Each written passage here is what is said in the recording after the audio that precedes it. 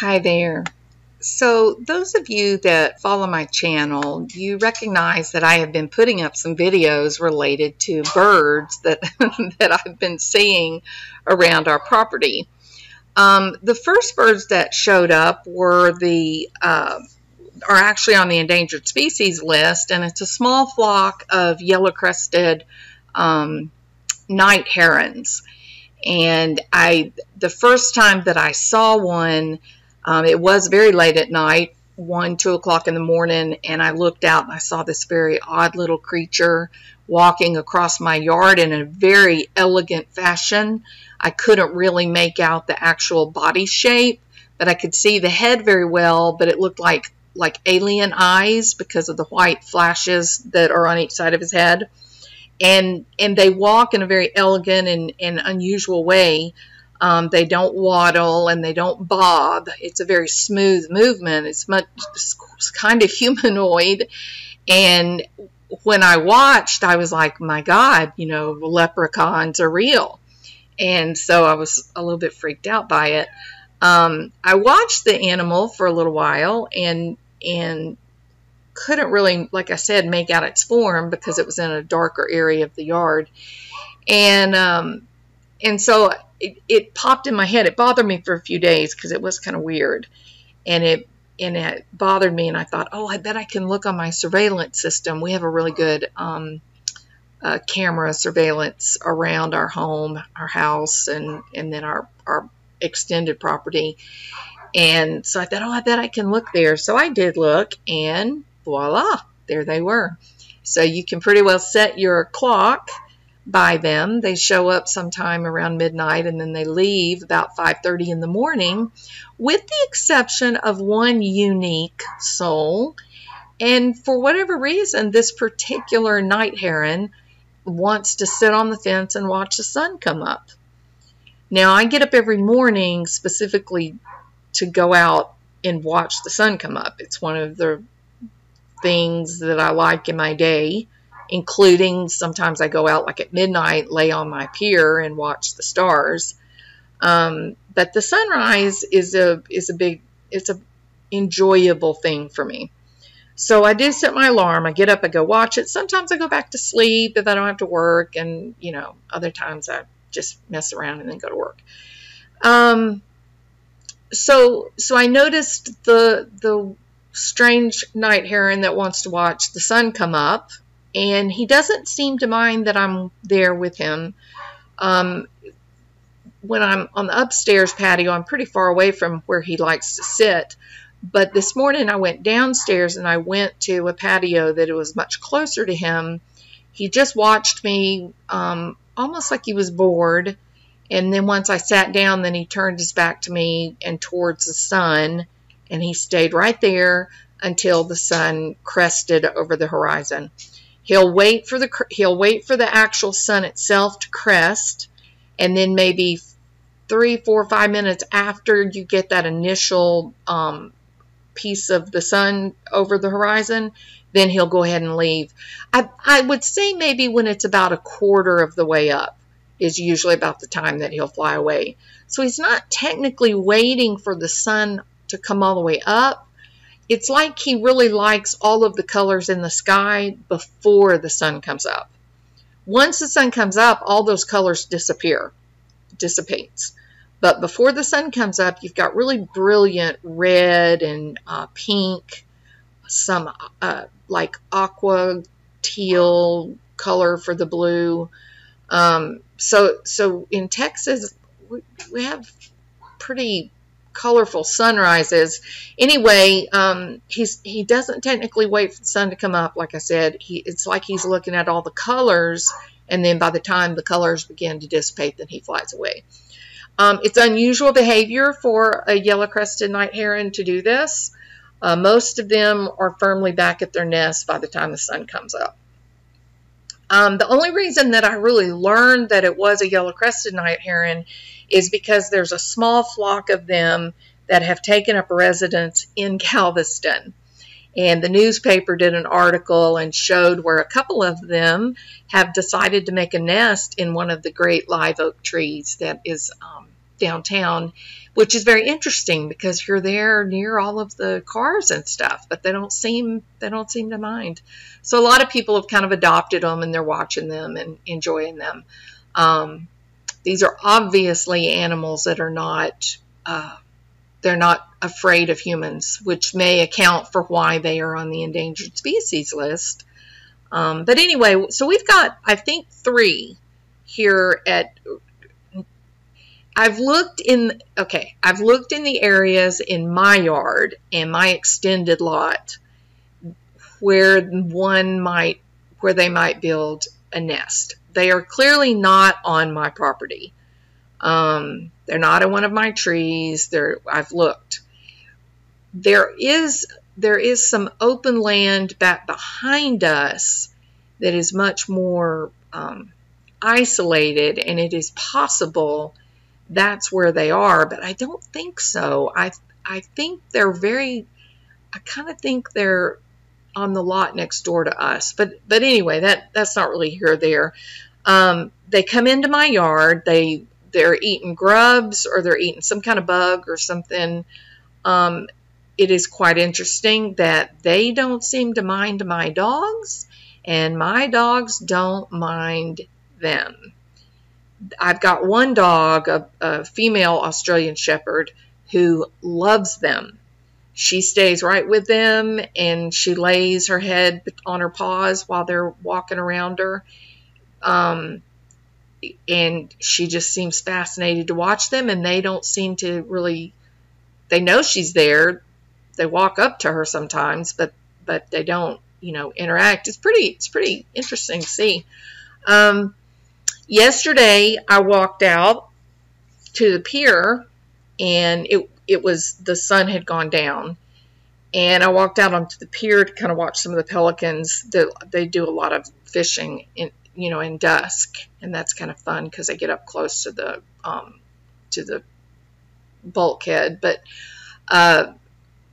as I was walking up there, I saw 2 of these herons sitting on the pier, and I thought, oh, I'm going to make them fly away. But I went ahead and got all the way up to where we've got some chairs that are bolted down actually onto the pier. And I went ahead and got up as far as the chairs and sat down, and I was within 15 feet of these 2 herons. They watched me with interest. One of them kind of, stood up taller, seemed like maybe he got a little bit nervous. But the smaller one actually probably took like 3-4 steps toward me and was just watching me, just studying me. And 2 of the dogs were with me, and they just laid there and watched them. It's so interesting that they're so confident, and they're just curious about me. They're not scared. They're not worried. They don't get nervous. Anyway, today I was out because we got a lot of construction going on, and I was out by the water looking back up at the house at the work they were doing. And all of a sudden I had like this big shadow come over me. Kind of scared me a little bit. Startled me. Not scared, but startled me. And I turned around and I looked, and it was this enormous heron. And so looking through the pictures and everything, I learned that it was a great blue heron, and probably around 4 feet tall, 3.5, 4 feet tall. When he first landed, and he was really, alert, and his neck was stretched up as tall as it would go. His head probably would have reached as far as my shoulder, and I'm 5'4", so he's at least 4 feet. Anyway, I had time. I watched him for a little while, and he just watched me. He was so beautiful. And I ran back to the house, got my camera, came back out, and he was still there. And I took some photographs of him, and then I videoed him. I've uploaded that video.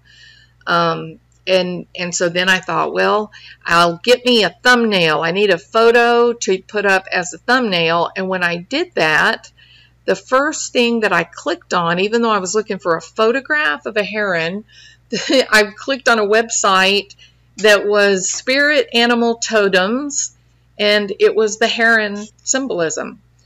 So the quote, the Native American, the American Indian quote is, you're being called, if you're surrounded by herons, you're being called to take courage and follow your true path, which will be discovered through exploring your inner self. Find what draws you into action. And so it was kind of, it was kind of serendipity, right? I mean, it was unexpected, or lagniappe, a little something extra. Heron symbolism is prompting you to look deeper into aspects of your life that will bring out your innate wisdom and show you how to become more self-reliant. Heron meaning ask you to ground yourself.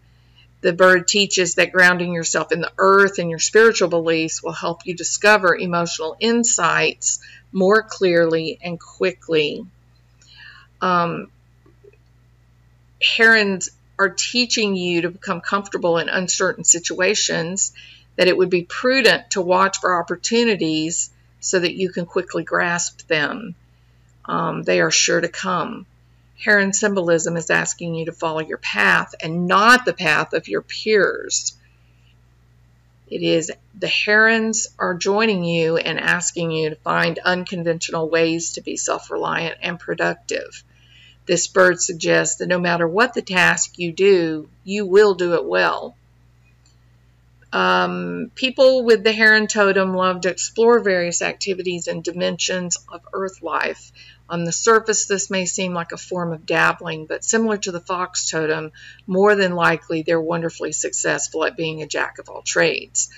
This ability enables us to follow our paths. Most people with the heron totem will never quite understand the way we live. On the surface, our lifestyle is unstructured and without stability or security, although that is simply a matter of perspective. There is security underneath, for it is the ability to do a variety of tasks and do them well that grounds us. Discovering alternatives is something that the heron knows inherently how to do. People with this power animal do not seem to need a lot of people in their lives, nor do they feel pressured to keep up with the material world. These people will never be compelled to be traditional in their life roles. They stand out in their uniqueness, and they know how to snatch and take advantage of things and events that the average person would leave untouched. So I thought, maybe this makes a nice little video. It's kind of unique and different. I also kind of wanted to somehow put the information out there for people that might do bird watching, that might study the night heron, that I've got this one bird, I don't have him, but he has me, that one of my roommates on my property likes to watch the sun come up. And I think that, it's definitely not traditional night heron behavior. And that, like I said, I think there's 3 of them. There could be more, but I've identified specifically 3. And one of them, when the other 2 fly away to go home, wherever home is, the 3rd one plops down on top of the fence and watches the sky turn all different colors. And then when the colors start to dissipate, then he flies away. And then he comes back. They're all 3 back the next night, and they're down in the grass doing something. For a little while, I thought maybe that they were coming up in and maybe eating dog food. And I read about that, and that's certainly not what they're doing. They are not going after the dog food. I have a lot of hibiscus plants. I have a lot of wild roses. What else do I have? Oh, there are some palm trees. But that really is it. I don't know that they really want to go up underneath the patio. You can watch them in the security video, and they do come straight for the patio. So they walk across the grass towards the patio. They're after something. Like I said, maybe June bugs. Yeah. There's a thought. So there's a lot of June bugs that get attracted to the light that's under the patio. So possibly they're eating June bugs. Yeah, maybe that's what they're doing. So anyway, so I'm going to go ahead and put this up just to sort of memorialize some of these few experiences that I've had with these birds. And I will keep taking videos, and I will keep putting up photographs of my encounters. And who knows, maybe it's my dad reaching out to me to say hello.